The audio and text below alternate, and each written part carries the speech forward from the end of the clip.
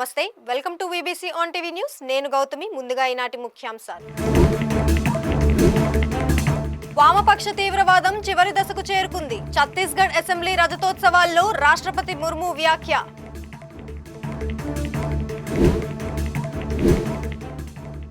Polavaram సందర్శించనున్న CM Chandrababu. పర్యటన ఏర్పాట్లను పరిశీలించిన ఏలూరు కలెక్టర్ వెట్రిసెల్వి. అప్పన్నను దర్శించుకున్న మంత్రి దుర్గేష్. ప్రసాద్ స్కీమ్ పనుల పరిశీలన, ఆలయాన్ని అభివృద్ధి చేస్తామని హామీ. టీబీ రహిత సమాజాన్ని నిర్మిద్దామన్న జస్టిస్ సన్యాసి నాయుడు. ప్రపంచ క్షయ నిర్మూలన దినోత్సవాల్లో ప్రజలకు పిలుపు. వామపక్ష తీవ్రవాదం బారిన పడిన ప్రజలను సమాజ ప్రధాన స్రవంతిలోకి చేర్చే పని చివరి దశకు చేరుకుందని రాష్ట్రపతి ద్రౌపది ముర్ము అన్నారు. ఈ రోజు రాయ్పూర్లో జరిగిన ఛత్తీస్గఢ్ శాసనసభ రాజతోత్సవ వేడుకల్లో ఆమె పాల్గొన్నారు. ఈ కార్యక్రమంలో భాగంగా సద్య సందర్భ్ అనే పుస్తకాన్ని విడుదల చేశారు. అలాగే అసెంబ్లీ ఆవరణలో ఆమె ఒక మొక్కను నాటారు.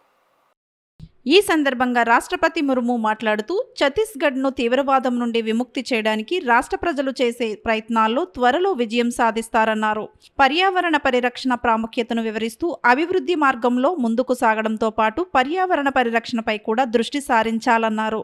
అభివృద్ధికి ప్రకృతికి మధ్య సమతుల్యతను కాపాడే బాధ్యత రాష్ట్ర విధాన నిర్ణేతలపైనే ఉందన్నారు. వివిధ రంగాలలో పనిచేసే మహిళలను ప్రోత్సహించాలని మహిళా ఎమ్మెల్యేలకు సూచించారు. Governor Ramen Deka, assembly speaker doctor Raman Singh, ముఖ్యమంత్రి విష్ణుదేవసాయి, ప్రతిపక్ష నాయకుడు డాక్టర్ చరణ్ దాస్ మహంత్ కూడా ఈ కార్యక్రమంలో పాల్గొన్నారు. प्रकृति के बीच संतुलन स्थापित करने की जिम्मेदारी है। इसके साथ ही समाज के सभी वर्गों को आधुनिक विकास यात्रा से जोड़ना भी आपका उत्तरदायित्व है। वामपंथी उग्रवाद से प्रभावित लोगों को समाज की मुख्य धारा में जोड़ने का कार्य अंतिम और निर्णायक दौर में पहुंच गया है, मुझे बताया गया है। छत्तीसगढ़ के नक्सल प्रभावित क्षेत्रों के लोग विकास के मार्ग पर आगे बढ़ना चाहते हैं। मुझे विश्वास है कि छत्तीसगढ़ को उग्रवाद से पूर्णतया मुक्त करने के प्रयास में आप सब शीघ्र ही सफलता प्राप्त करेंगे और राज्यों के इतिहास में एक स्वर्णिम अध्याय जोड़ेंगे। आप सभी विधायकों के दिशा निर्देश के लिए गुरु घासीदास जी का मन के एक समाज अर्थात सभी मनुष्य एक समान है का आदर्श विद्यमान है। अनुरोध करती हूँ कि आप सब जीवन के हर क्षेत्र में कार्यरत अन्य सभी बहनों को अपने आगे बढ़ाने के लिए सदैव तत्पर रहें। जब आप सभी बहनें राज्य में विभिन्न क्षेत्रों में कार्यरत महिलाओं को आगे बढ़ाएगी तो उन महिलाओं पर सबका ध्यान जाएगा और उनके विकास में मार्ग प्रशस्त होगी। चाहे वो शिक्षक हो या अधिकारी, समाज सेविका हो या उद्यमी, वैज्ञानिक हो या कलाकार, मजदूर हो या किसान, प्राय हमारी बहनें दिन प्रतिदिन की घरेलू जिम्मेदारियों को निभाते हुए तथा कठिन संघर्ष करते हुए बाहर की दुनिया में अपना स्थान बनाती है।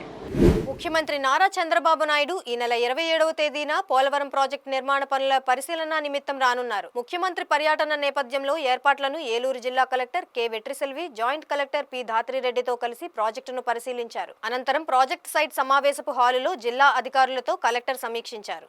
ఈ సందర్భంగా కలెక్టర్ మాట్లాడుతూ ముఖ్యమంత్రి పర్యటనకు అధికారులందరూ పటిష్టమైన ఏర్పాట్లు చేయాలన్నారు. పోలవరం ప్రాజెక్టు పనులలో diaphragm wall, upper coffer dam తదితర పనులను పరిశీలించి అవకాశం ఉందన్నారు. అనంతరం అధికారులతో సీఎం సమీక్షిస్తారన్నారు. ముఖ్యమంత్రి పోలవరం ప్రాజెక్టు పనులను పరిశీలించే ప్రదేశాలలో పనులు ప్రగతి సూచించే విధంగా ఫోటో ఎగ్జిబిషన్ ఏర్పాటు చేసి వివరాలు సీఎంకి తెలియజేయాలన్నారు. ముఖ్యమంత్రిని కలిసేందుకు వచ్చే శాసనసభ్యులు, ప్రముఖులకు ప్రత్యేక ఏర్పాట్లు చేయాలన్నారు.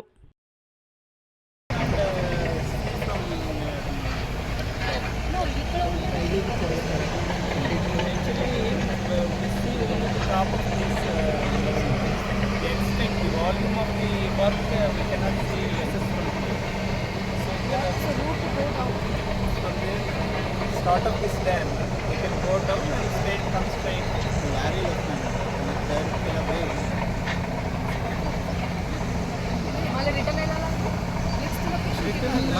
We will have to plan, man, because there is the diaphragm wall is going on.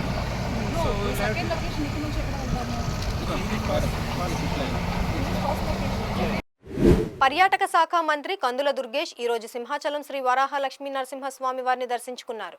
ఆలయ కార్యనిర్వహణాధికారి కె సుబ్బారావు ఆయనకు స్వాగతం పలికి ముందుగా స్వామివారి కప్పస్తంభం ఆలింగనం, స్వామివారి దర్శనం చేయించారు. అనంతరం వేద పండితులు వేదాశీర్వచనం అందజేయగా అధికారులు ఆయనకు స్వామివారి శేషవస్త్రం, చిత్రపటం, ప్రసాదాలను అందజేశారు. మంత్రి అనంతరం ఆలయ ఈవో, టూరిజం అధికారులతో కలిసి ప్రసాద్ స్కీమ్ పనులను పరిశీలించారు. వీరితో ఆలయ executive engineer Srinivasaraju, tourism EE Ramana, AEO Anand Kumar తదితరులు ఉన్నారు. ఇక ప్రసాద్ స్కీమ్ లో central government sponsor Prasad scheme లో మనకి ఎంతనో ఫెసిలిటేషన్ సెంటర్ ఉంది. ఆ తర్వాత అక్కడ బస్సు కాంప్లెక్స్ దగ్గర బస్సులు కార్లు ఆగే చోట మన కెఫ్టేరియా, తర్వాత రూమ్స్ అది నిర్మాణం ఉంది. ఈ పైకి వచ్చిన తర్వాత వ్యూ పాయింట్ ఉంది. అదేవిధంగా ఇక్కడ చూస్తే క్యూ కాంప్లెక్స్, తర్వాత అవన్నీ కరెక్ట్ చేసుకోవడం, క్యూ లైన్లు వెళ్ళేదంతా కరెక్ట్ చేసుకోవడం, ఇవన్నీ కార్యక్రమాలు ఇక్కడ చేపడుతున్నారు. ప్రసాద్ స్కీమ్ కనుక సెంట్రల్ గవర్నమెంట్ స్కీమ్ కనుక దాని మొత్తంగా మన అందరం కూడా ఈ రకమైనటువంటి ప్రగతి చూపించగలిగితే ఖచ్చితంగా చాలా ప్రోగ్రాములు ప్రసాద్ స్కీమ్ కింద కానీ స్వదేశీ స్కీమ్ కింద కానీ తెచ్చుకోగలుగుతాం. ఈ మధ్యకాలంలోనే సెంట్రల్ మన టూరిజం మినిస్టర్ గారిని, షెకావత్ గారిని కలిసాను. ఇంకా వారికి ఆలోచన ఏంటంటే ఆంధ్రప్రదేశ్కి మరిన్ని ప్రాజెక్టులు ఇద్దాం. ఎందుకంటే ఏబుల్ చీఫ్ మినిస్టర్ ఉన్నారు ఇక్కడ, అదేవిధంగా డిప్యూటీ చీఫ్ మినిస్టర్ ఇంట్రెస్ట్గా ఉన్నారు, కలిపి మంచిగా ఇద్దాం అనుకుంటున్నారు. కాబట్టి ఇక్కడ నేను వీళ్ళకి ఏం చెప్తున్నానంటే క్వాలిటీ విషయంలో ఎక్కడ రాజీ పడద్దు. తర్వాత టైం కొంచెం ల్యాగ్ అయింది అనేటువంటిది కూడా ఇక్కడ ఉన్నటువంటి మాట. టైం ఎందుకు ల్యాగ్ అయిందంటే వీళ్ళకి ఐడెంటిఫికేషన్ ఆఫ్ ప్లేస్ కింద కానీ ఇక్కడ కానీ కొంచెం మార్పులు చేశారు. అందువల్ల దానివల్ల ఇబ్బంది అయింది. బట్ క్వాలిటీ బాగానే మెయింటైన్ చేస్తున్నాను అనుకుంటున్నాను. క్వాలిటీ మెయింటైన్ చేయకపోతే ఊరుకోనటువంటి మాట కూడా వారికి చెప్తాను. అదే సమయంలో ఇక స్టిపులేటెడ్ టైంలో మార్చి లాగా చేసేస్తామని చెప్పి షెకావత్ గారికి మనం వీసీ మీటింగ్లో కూడా చెప్పాం. కానీ మార్చిలాగా అయ్యే పరిస్థితి లేదు. కనీసం మే కన్నా ఇవన్నీ కంప్లీట్ చేసేసి భక్తులకి ఉపయోగపడేలాగా ఏప్రిల్ 30ని మనకి చంద్రోత్సవం ఉంది.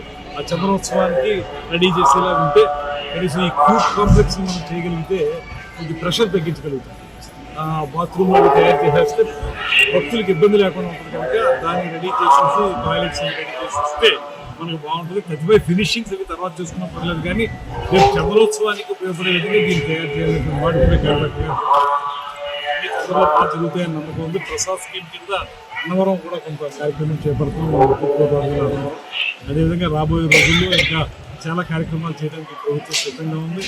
క్షయరహిత సమాజ స్థాపనకు అందరూ కలిసికట్టుగా ముందుకు రావాలని శ్రీకాకుళం జిల్లా న్యాయ సేవాధికారి సంస్థ కార్యదర్శి, సీనియర్ సివిల్ జడ్జి రెడ్డి సన్యాస నాయుడు పిలుపునిచ్చారు. ప్రపంచ క్షయ నిర్మూలన దినోత్సవాన్ని పురస్కరించుకొని శ్రీకాకుళం జిల్లా వైద్య ఆరోగ్య శాఖ కార్యాలయం నుండి 7 రోడ్ల కూడలి వరకు సాగిన క్షయవ్యాధి అవగాహన ర్యాలీను ఆయన ప్రారంభించారు. మిగతా దేశాలతో పోల్చుకుంటే భారత్లో క్షయవ్యాధి ఎక్కువగా ఉందని, దీన్ని నివారించేందుకు ప్రభుత్వాలతో పాటు స్వచ్ఛంద సంస్థలు, ప్రజా సంఘాల ప్రతినిధులు చొరవ చూపాలని ఆయన ఆకాంక్షించారు. ప్రతి ఒక్కరూ విధిగా క్షయవ్యాధి నిర్ధారణ పరీక్షలు చేసుకోవాలని, పరీక్షల ద్వారా వ్యాధి తీవ్రత తెలుసుకుని చికిత్స అందిస్తే నివారణ సాధ్యమవుతుందని పేర్కొన్నారు. శ్రీకాకుళం జిల్లాలో ప్రధానమంత్రి టీబీ ముక్త్ భారత్ అభియాన్ కార్యక్రమం ద్వారా క్షయబాధితులకు ఇండియన్ రెడ్ క్రాస్ సొసైటీ, ఇతర స్వచ్ఛంద సంస్థల సహకారంతో పౌష్టికాహారం అందిస్తున్నామని జిల్లా వైద్య ఆరోగ్య శాఖ అధికారి డాక్టర్ తెన్నేటి బాలమురళీకృష్ణ చెప్పారు. కార్యక్రమంలో భాగంగా జిల్లా క్షయవ్యాధి నివారణ అధికారి డాక్టర్ తాడేల శ్రీకాంత్ సారథ్యంలో క్షయరహిత సమాజ స్థాపనకు సంబంధించి ప్రతిజ్ఞ చేశారు.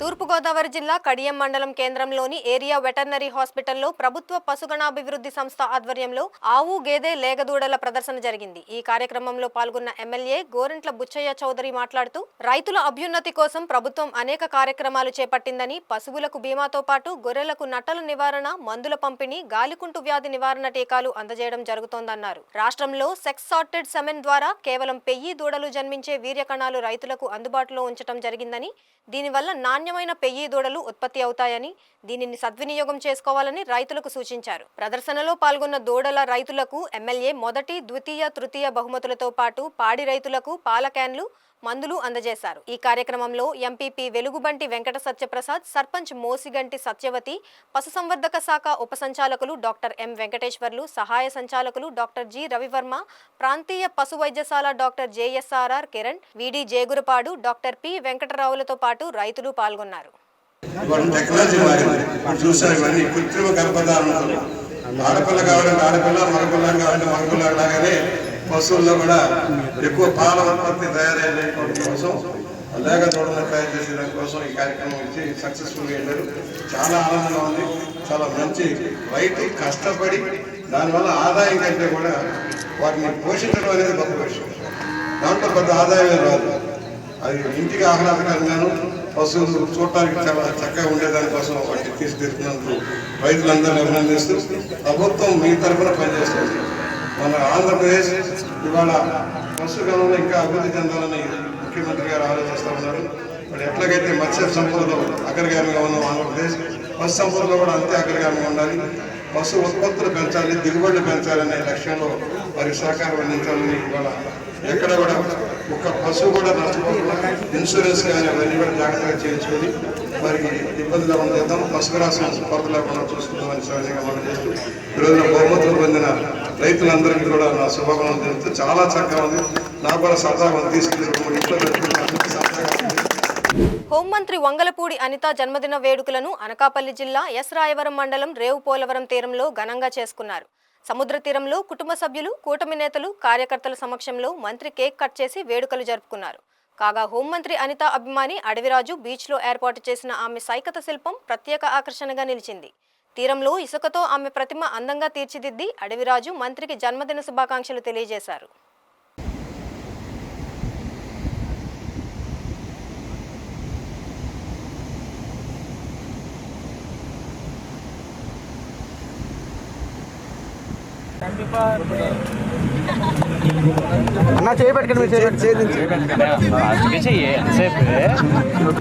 అంతర్జాతీయ నాటక దినోత్సవాలను పురస్కరించుకొని విశాఖలోని కళాభారతిలో ఈ నెల 27, 28, 29 తేదీల్లో లీడర్ విశాఖ జాతీయ నాటకోత్సవాలు 2025 నిర్వహిస్తున్నట్టు రైటర్స్ అకాడమీ చైర్మన్ వివి రమణమూర్తి తెలిపారు. ఈ మేరకు నగరంలోని పౌర గ్రంథాలయంలో ఏర్పాటు చేసిన మీడియా సమావేశంలో నాటక దినోత్సవ పోస్టర్లను ఆవిష్కరించారు. రమణమూర్తి మాట్లాడుతూ 2 తెలుగు రాష్ట్రాలకు అంతర్జాతీయ స్థాయిలో పేరు వచ్చేలా లీడర్ విశాఖ జాతీయ నాటకోత్సవాలను నిర్వహిస్తున్నామన్నారు.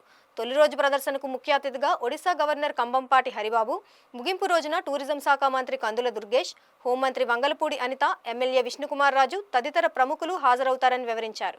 ఈ సమావేశంలో ఏయూ విశ్రాంత ప్రొఫెసర్ కేవీఎల్డి ప్రసాద్, రసజ్ఞ వేదిక అధ్యక్షులు డాక్టర్ వేమలి త్రినాథరావు, ప్రముఖ నాటక దర్శకులు నటులు చలసాని కృష్ణప్రసాద్, ప్రముఖ నటి రచయిత్రి రాధారాణి, నవరస థియేటర్ కార్యదర్శి నవరసమూర్తి, ప్రముఖ కవి రచయిత చిన సూర్యారావు తదితరులు పాల్గొన్నారు.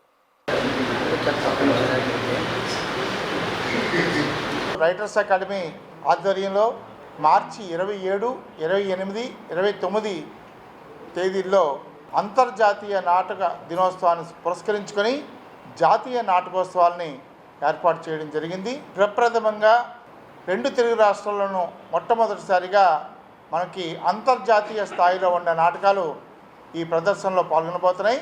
ముఖ్యంగా అంతర్జాతీయ వేదికల మీద ప్రదర్శించబడిన 3 నాటకాలు ఇప్పుడు మనకి వచ్చినాయి. మార్చి 27వ తేదీన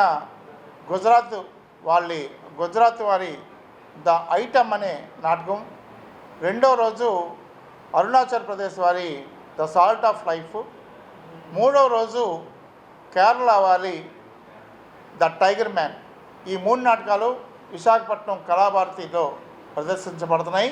మన అంతర్జాతీయ స్థాయిలో మన నాటకాలు ఎట్లా ఉన్నాయి అనేది మన ప్రజలకు కూడా చూపించాలనే ఉద్దేశంతో ఈ సంకల్పం చేయడం జరిగింది. దీనికి మొదటి రోజు ముఖ్య అతిథిగా ఒరిస్సా గవర్నర్ శ్రీ కంబంపాటి హరిబాబు గారు ముఖ్య అతిథిగా వస్తున్నారు. వారు చేతుల మీదుగా ఈ కార్యక్రమాన్ని ప్రారంభించడం జరుగుతుంది. అట్లాగే మూడో రోజు ముగింపు రోజున టూరిజం మంత్రి గారు దుర్గేష్ గారు, అలాగే హోమ్ మినిస్టర్ గారు అనిత గారు, అలాగే ఇక్కడ ఉన్న గంటా శ్రీనివాసరావు గారు, పల్లా శ్రీనివాసరావు గారు, మన గణబాబు గారు, రామకృష్ణబాబు గారు, అందరు ఎమ్మెల్యేలు, విష్ణుకుమార్ రాజు గారు, అందరు ఎమ్మెల్యేలు కూడా పార్టిసిపేట్ చేస్తున్నారు. ఆర్ నారాయణమూర్తి గారు ఆ రోజు వస్తామని చెప్పారు. ఈ కార్యక్రమానికి ఇప్పటికే చాలా మంది ఎంట్రీ పాసుల కోసం అడుగుతున్నారు. మామూలుగా సాధారణంగా ఏంటంటే అందరికీ కూడా ఉచితంగానే ఈ కార్యక్రమాన్ని అందించడం జరుగుతుంది. అయితే డిమాండ్ ఉండడం వల్ల ఎంట్రీ పాసులు అనేది పెట్టడం జరిగింది. ఎంట్రీ పాసులు కావాల్సిన వాళ్ళు ప్రతి ఒక్కరూ కూడా వారి ఫోన్ నెంబరు పేరు ఖచ్చితంగా ఇచ్చి పాస్ తీసుకోవడానికి అవకాశం ఉంది. నాంచారయ్య గారికి టెలిఫోన్ చేసినా, మన ఫణీస్వామి రాజు గారికి చేసినా, అలాగే మస్తాన్ రెడ్డి గారికి చేసిన పాస్లు అందుబాటులో ఇవ్వడం జరుగుతుంది. మునగపాక అచ్యుతాపురం మెయిన్ రోడ్డు విస్తరణలో నష్టపరిహారం కింద టీడీఆర్లు వద్దని నిర్వాసితులు కోరుతున్నారు. ఈ మేరకు వారు అనకాపల్లి జిల్లా కలెక్టరేట్ వద్ద ఆందోళన నిర్వహించారు. రోడ్డు విస్తరణలో నిర్వాసితులకు నగదు రూపంలో నష్టపరిహారం చెల్లించాలంటూ నిర్వాసితులు డిమాండ్ చేస్తున్నారు. యలమంచిలి ఎమ్మెల్యే సుందరపు విజయ్ కుమార్ నిర్వాసితుల అభిప్రాయాలను పరిగణలోకి తీసుకోకుండా టీడీఆర్లు ఇస్తానంటూ పేపర్ ప్రకటన ఇవ్వడం చాలా దారుణమని, పరిహారం విషయంలో ఎమ్మెల్యే తీరు మార్చుకోవాలని డిమాండ్ చేశారు. అనంతరం జిల్లా కలెక్టర్కు వినతి పత్రం అందజేశారు. ఈ సందర్భంగా భూ నిర్వాసితులు మాట్లాడుతూ తమకు నగదు రూపంలో నష్టపరిహారం చెల్లించకపోతే ఉద్యమాన్ని ఉధృతం చేస్తామని హెచ్చరించారు. తాము రోడ్డు విస్తరణకు వ్యతిరేకం కాదని, అయితే నష్టపరిహారం విషయంలో మాత్రం న్యాయం చేయాలని డిమాండ్ చేశారు.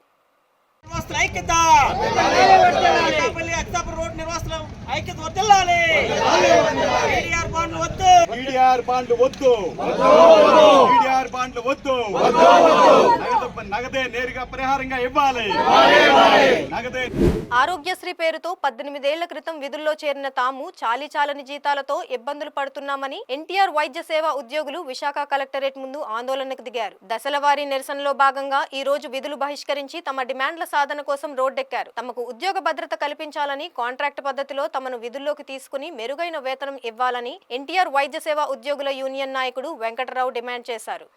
నా పేరు వెంకట్రావు. గత 18 సంవత్సరాల నుంచి ఆరోగ్యశ్రీలో జాబ్ చేస్తాను. ప్రెజెంట్ ఇది ఎన్టీఆర్ వైద్య సేవ అని పేరు పెట్టారు. ఇందులో మేము గత 18 సంవత్సరాల నుంచి చేస్తున్నాం. కానీ చాలీచాలని జీతాలతో ఫస్ట్ 5,000 నుంచి స్టార్ట్ చేసాం ఈ జాబ్ అనేది. ఇప్పుడు అలా 13,087 రూపాయలు ఇస్తున్నారు. 15,000 జీతం. బట్ ఏంటంటే పిఎఫ్ పోగా మా నెట్ వచ్చింది 13,087 రూపాయలు. ఇంతవరకు మాకు ఉద్యోగ భద్రత అంటూ ఏమీ లేదు. మాకు ఏంటంటే ఉద్యోగ భద్రత కల్పించి ప్రతి ఒక్కరిని ఒక కాంట్రాక్ట్ బేసిక్లో అందరినీ తీసుకోవాలని మా ఒక ప్రభుత్వాన్ని శాంతియుతంగా వేడుకుంటున్నాం.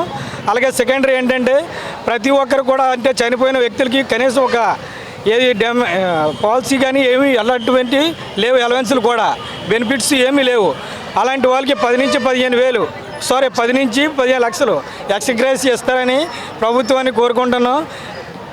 మేము ప్రతి ఒక్క జిల్లా నుంచి ఈ ఒక్క కార్యక్రమానికి కలెక్టర్ ఆఫీసులో అటెండ్ అయ్యి కలెక్టర్ గారికి రిప్రజెంటేషన్ ఇవ్వడం, డీసీ సార్ కూడా రిప్రజెంటేషన్, డిఎంహెచ్ వారికి అందరూ కూడా మేము చేసి శాంతియుతంగా చేస్తున్నాం. కానీ ఈ ప్రభుత్వాన్ని కొంచెం ఒక సానుకూలంగా చూపించి మర్యాదగా మాకు వీలైనంత వరకు మంచి చేస్తారని కోరుకుంటున్నాం. పార్లమెంట్ నియోజకవర్గాల పునర్విభజన దక్షిణాది రాష్ట్రాలకు తీవ్ర అన్యాయం చేసే విధంగా ఉందని కాంగ్రెస్ పార్టీ రాష్ట్ర కిసాన్ సెల్ చైర్మన్, అఖిల భారత కాంగ్రెస్ కమిటీ సభ్యుడు కామన ప్రభాకర్ రావు విమర్శించారు. కోనసీమ జిల్లా మండపేటలో గల కాంగ్రెస్ పార్టీ కార్యాలయంలో జరిగిన మీడియా సమావేశంలో ఆయన మాట్లాడారు. గతంలో మాజీ ప్రధాని ఇందిరాగాంధీ పిలుపు మేరకు దక్షిణాది రాష్ట్ర ప్రజలు మాత్రమే జనాభా నియంత్రణ పాటించారన్నారు. ఇప్పుడు జనాభా ప్రాతిపదికన దక్షిణాది రాష్ట్రాలకు అన్యాయం జరుగుతుందన్నారు. దక్షిణాది రాష్ట్రాల పోరాటంలో భాగంగా సీఎం చంద్రబాబు, పవన్ కళ్యాణ్, మాజీ సీఎం జగన్మోహన్ రెడ్డిలు స్పందించి తమ గళం వినిపించాలని ఆయన కోరారు. ఆర్టికల్ 82 ప్రకారం ప్రతి 10 సంవత్సరాలకి జనాభా లెక్కలో దేశంలో నిర్వహించవలసి ఉంటుంది. అది 1951 కాడి నుంచి 2011 వరకు అనేక సార్లు జనాభా లెక్కలో ఈ దేశంలో నిర్వహించడం జరిగింది. 1976 వచ్చేటప్పటికి అప్పటి ప్రధాని శ్రీమతి ఇందిరాగాంధీ గారు అధికారంలో ఉంటుండగా అక్కడ ఎమర్జెన్సీ పీరియడ్లో జనాభా లెక్కలో వేయవలసి ఉంటే ఎమర్జెన్సీ కదా అని చెప్పేసి దీన్ని పోస్ట్పోన్ చేశారు. పోస్ట్పోన్ చేసి అప్పుడు ఏం చేశారంటే 25 సంవత్సరాల వరకు ప్రస్తుతం ఉన్న ఏదైతే జనాభా ఉందో దాన్ని ఆధారంగా చేసుకుని డీలిమిటేషన్స్ నియోజకవర్గాలు పునర్విభజన చేయండి అని చెప్పేసి ఆ వేళ చెప్పడం జరిగింది. ఆ తర్వాత 2001 వచ్చేటప్పుడు తన నుంచి 2011లో జనాభా లెక్కలు జరిగినాయి. జనాభా లెక్కలను వేశారు. 2011 నుంచి మళ్ళీ 10 సంవత్సరాలకి అంటే 2021లో జనాభా లెక్కలని నిర్వర్తించవలసి ఉంది. కానీ మోడీ గారు ప్రభుత్వం వచ్చిన తర్వాత ఇప్పటి వరకు జనాభా లెక్కలే వేయలేదు. 2001లో అప్పటి ప్రధాని వాజ్పేయి గారు ఉంటుండగా వారు ఏం చేశారంటే మళ్ళీ ఒక 25 సంవత్సరాల తర్వాత దీన్ని చూద్దామని చెప్పేసి ఆయన కూడా పోస్ట్పోన్ చేశారు. అంటే దీన్ని 2026కి ఇప్పుడు జనాభా లెక్కలు మళ్ళీ మనకి వేయవలసి ఉంటుంది. ఇప్పుడు ఈ డీలిమిటేషను ఒక సమస్యగా తయారైంది మొత్తం దేశంలో. దీన్ని డీలిమిటేషన్కి ఇప్పుడు 26లో డీలిమిటేషన్ చేయాలి అంటే 26లో జనాభా లెక్కలు చేయాలి. జనాభా లెక్కలు చేసిన మరుక్షణమే డీలిమిటేషను మరు సంవత్సరం 27లో డీలిమిటేషన్ చేయాలి. డీలిమిటేషన్ చేస్తే ఇప్పుడున్న ఎన్ని నియోజకవర్గాలు ఉన్నాయో పార్లమెంట్లో అన్ని నియోజకవర్గాలకి పెరుగుతాయి అన్న ఆలోచన. అయితే దానికి ఏంటంటే 76లో ఇందిరాగాంధీ గారు ఎమర్జెన్సీలో ఉన్నప్పుడు తమకు ఉద్యోగ భద్రత కల్పించాలని విద్యుత్ మీటర్ రీడర్లు డిమాండ్ చేస్తూ ఆ సంఘం నాయకులు విశాఖ కలెక్టరేట్ ముందు నిరసన వ్యక్తం చేశారు. స్మార్ట్ మీటర్లు ప్రవేశపెట్టడం వల్ల తాము ఉపాధి కోల్పోయే ప్రమాదం ఉందని వారు ఆవేదన వ్యక్తం చేశారు. పీస్ రేటు ప్రకారం వచ్చే ఆదాయం ఏమాత్రం తమకు సరిపోవడం లేదని, కనీస వేతనాన్ని అమలు చేయాలని మీటర్ రీడర్లు యూనియన్ నాయకుడు ఎం పోలిరెడ్డి డిమాండ్ చేశారు.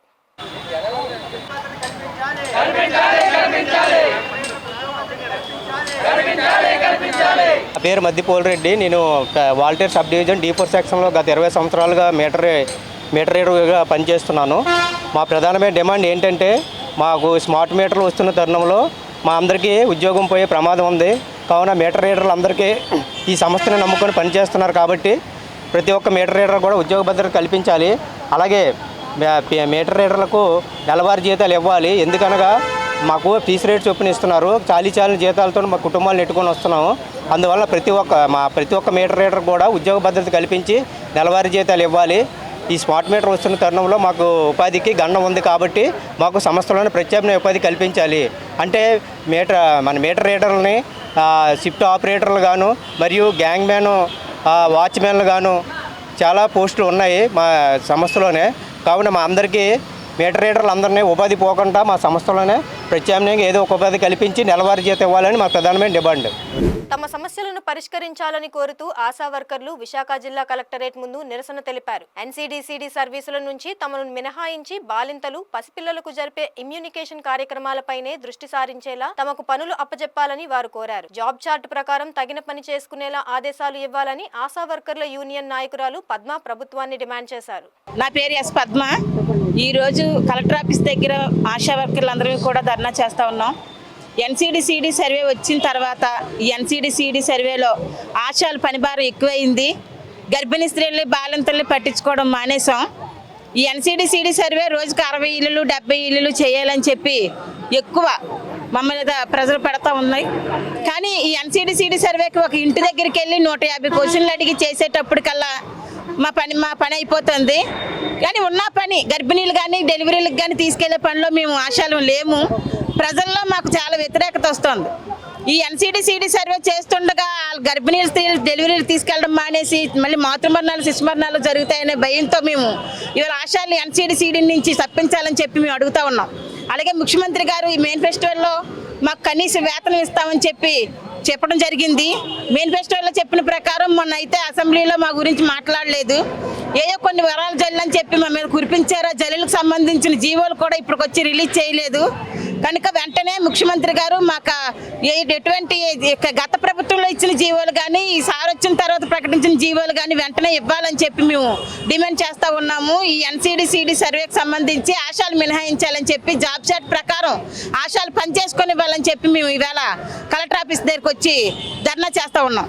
ప్రపంచ క్షయవ్యాధి దినోత్సవం సందర్భంగా జిల్లా వైద్య ఆరోగ్య శాఖ ఆధ్వర్యంలో క్షయవ్యాధి నివారణపై ఏర్పాటు చేసిన అవగాహన ర్యాలీని కాకినాడ జిల్లా joint collector Rahul Meena, DM and HO Nayak జెండా ఊపి ప్రారంభించారు. ఈ సందర్భంగా జేసీ రాహుల్ మీనా మాట్లాడుతూ క్షయవ్యాధి బారిన పడిన వారు మందుల ద్వారా పూర్తిగా ఆరోగ్యవంతులుగా కోలుకుంటారని స్పష్టం చేశారు. క్షయవ్యాధిపై మరింత అవగాహన కల్పించే విధంగా ఈ ర్యాలీ నిర్వహించినట్లు తెలిపారు.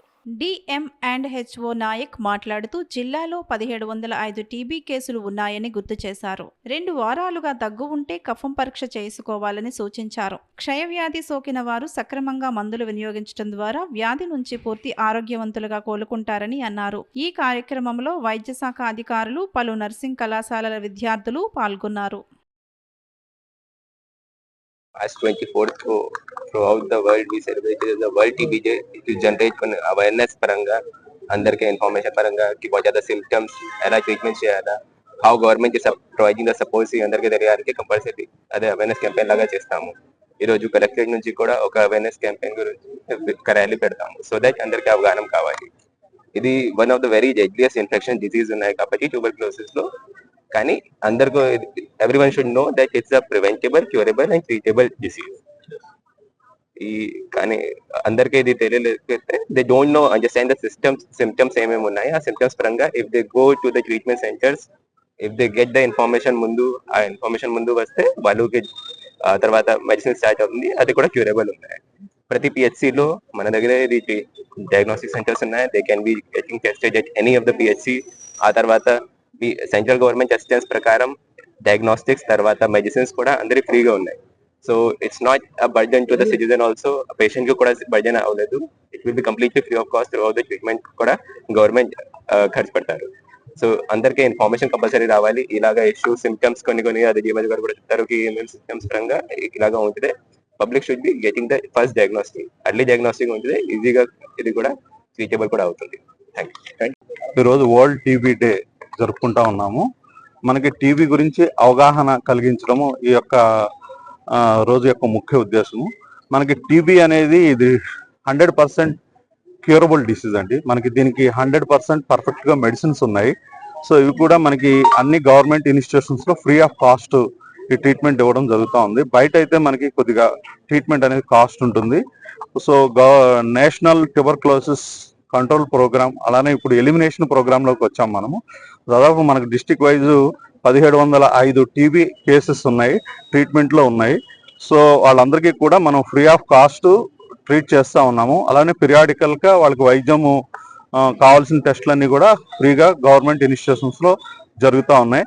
అలానే మనకి బయట ఎక్కడన్నా కూడా ప్రైవేట్ హాస్పిటల్స్లో కూడా టీబీ కేసెస్ ఏమన్నా ఐడెంటిఫై అయితే ఖచ్చితంగా అవి డిస్టిక్ టీబీ ఆఫీసర్ మన డాక్టర్ రమేష్ గారు ఉన్నారు ఇక్కడ, వారికి నోటిఫై చేయాలన్నమాట. కేసు కంపల్సరీ ఇక్కడ టీబీ కేసు ఐడెంటిఫై చేశాము అనేది ట్రీట్మెంట్ ఎక్కడ తీసుకున్నా, బయట తీసుకున్నా గవర్నమెంట్లో తీసుకున్నా, but that case should be identified properly. ఎందుకంటే ఆ కేసు చుట్టూ మనకి ఉన్న పాపులేషన్ సర్వే చేస్తాము. సర్వే చేసి ఇంకా ఎవరికైనా ఆ ఇంట్లో ఫ్యామిలీ మెంబర్స్కి అందరికీ టెస్టులు చేస్తాము. అలానే చుట్టుపక్కల ఉన్న పేషెంట్స్ చుట్టుపక్కల ఉన్న ఫ్యామిలీస్లో కూడా మనం ఇలాంటి లక్షణాలు ఎవరికైనా ఉన్నాయా అనేది మనము చూస్తాం అన్నమాట. బేసిక్ ఏంటంటే మనము స్ప్రెడ్ చేయడం కూడా ఆపాలి.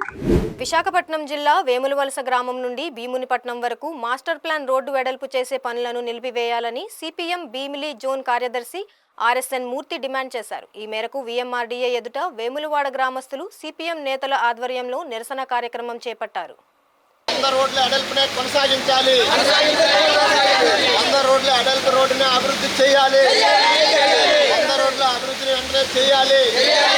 మాస్టర్ ప్లాన్ వెంటనే వెనక్కి తీసుకోవాలి. జారీ చేసిన మాస్టర్ ప్లాన్ వెంటనే వెనక్కి తీసుకోవాలి.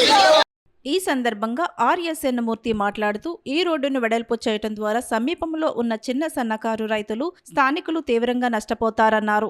ప్రస్తుతం ఉన్న రోడ్డుని అభివృద్ధి చేస్తామని, రోడ్డు వెడల్పు పనులు చేపట్టామని గతంలో విఎంఆర్డీఏ అధికారులు హామీ ఇచ్చిన విషయం గుర్తు చేశారు.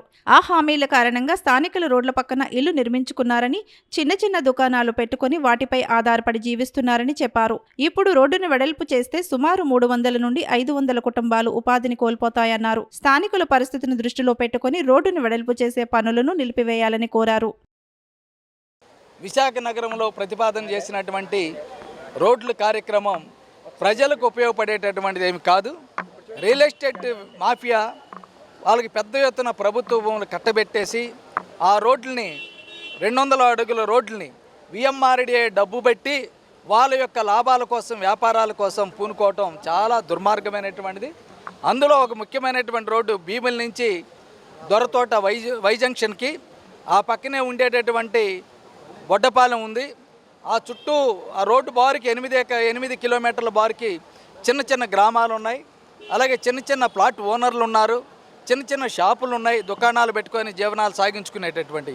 ఇప్పుడు ఈ 200 అడుగుల రోడ్లు విస్తరణ చేసేసి ఇప్పుడు వాటిని అన్నిటిని లేపేయాలనేటువంటి కుట్ర అనేటువంటి సాగించడాన్ని మేము తీవ్రంగా ఖండిస్తున్నాం. అరే జనాలు లేరు అక్కడ, జన సమర్థన కాదు. ట్రాఫిక్ లేదు అక్కడ. మరి అటువంటి చోట 200 అడుగులైంది. గత మాస్టర్ ప్లాన్లో 20 ఏళ్ల క్రితం 60 అడుగుల రోడ్డుగా ప్రతిపాదన చేశారు. ఆ రోడ్డే లేదు. 20 ఏళ్ల నుంచి 60 అడుగుల రోడ్డే లేదు. ఆ తర్వాత 80 అడుగుల రోడ్డుకి మార్చారు. ఆ రోడ్డే లేదు. ఆ తర్వాత కొత్త మాస్టర్ ప్లాన్లో 100 అడుగుల రోడ్డుకి వేశారు. ఆ 100 అడుగుల రోడ్డు కూడా వేయలేదు. 60 వేయలేదు, 80 వేయలేదు, 100 లేదు. ఇప్పుడు 200 అడుగులకి చంద్రబాబు నాయుడుకి పెంచడం అంటే ఎవరి కోసం అనేటువంటిది మనకు అర్థమవుతూ ఉంది. వాస్తవంగా చంద్రబాబు నాయుడికి రోడ్లు పిచ్చి. రోడ్లు పెద్ద పెద్ద రోడ్లు కావాలంటే, అంటే జనాలకు ఉపయోగపడే రోడ్లు కాదు. బెంచ్ కార్లు నడవాలి, పెద్ద పెద్ద స్టార్ హోటల్స్ వాళ్ళకి కావాలి, పెద్ద పెద్ద వ్యాపారాలు రియల్ ఎస్టేట్ చేసుకునేటటువంటి వాళ్ళకి పెద్ద పెద్ద ఒక్కొక్క వెళ్ళ 10 కోట్లు 20 కోట్ల రూపాయలు పెట్టి ఉండేటటువంటి సంపన్నులకు కావాల్సిన రోడ్ల కోసం చేస్తాడు కాబట్టి. కానీ విశాఖపట్నం ప్రజల అవసరాలు ఏమిటి, రోడ్లు ఏమిటి? విశాఖపట్నం రోడ్లన్నీ కూడా వేయడంట, విస్తరణ చేయడంట అవసరాన్ని బట్టి. అక్కడ ఊరు బయట ఎక్కడో వేస్తానంటే అది అభివృద్ధి నిరోధకం. విశాఖపట్నానికి కాదు, విశాఖపట్నం దోచుకునేటటువంటి దొంగలకి ఆ రోడ్డు ఉపయోగపడింది తప్ప ఇంకోటేం కాదు. మేము చెప్తూ ఉన్నాం, 200 అడుగుల రోడ్డు అనేటువంటిది వెనక్కి తీసుకోండి. ఇప్పుడున్న రోడ్డుని ఏదైతే 100 అడుగులు ఉన్నదో దాన్ని చేయండి. దానికి భూమి పోయేటటువంటి వాళ్ళకి 1 సెంటుకి 4 సెంట్లు అనేటువంటి భూమి అక్కడే ఇవ్వాలి. వాళ్ళకి చదును చేసి లేఅవుట్ వేసి వాళ్ళకి ఎలా భూమి ఉందో అక్కడే ఇవ్వాలి. అలాగే అక్కడ ఉండేటటువంటి చిన్న చిన్న షాపులు పెట్టుకున్న దుకాణదారులు ఉన్నారు, వాళ్ళందరికీ 60 గజాల చొప్పున అక్కడే భూమి ఇచ్చి వాళ్ళ యొక్క వ్యాపారాలు చేసుకోవడానికి, వాళ్ళ జీవనాలు గడపడానికి కావాల్సినటువంటి అన్ని చట్టపరమైనటువంటి చర్యలు అనేటువంటి ఇవ్వాలి. ఈ విధంగా అన్ని ఒప్పందం జరిగిన తర్వాతే ముందుకెళ్ళాలి తప్ప లేకపోతే వెళ్ళడానికి వీల్లేదు. లేకపోతే తీవ్రమైనటువంటి ప్రతిఘటన ఉంటుంది, తీవ్రమైనటువంటి పోరాటం చవి చూడాల్సి వస్తుందని మేము చంద్రబాబు నాయుడు ప్రభుత్వాన్ని హెచ్చరిక తెలియజేస్తున్నాం. ఈ వార్తలు ఇంతటితో సమాప్తం. మరిన్ని విశేషాలతో మళ్ళీ కలుసుకుందాం.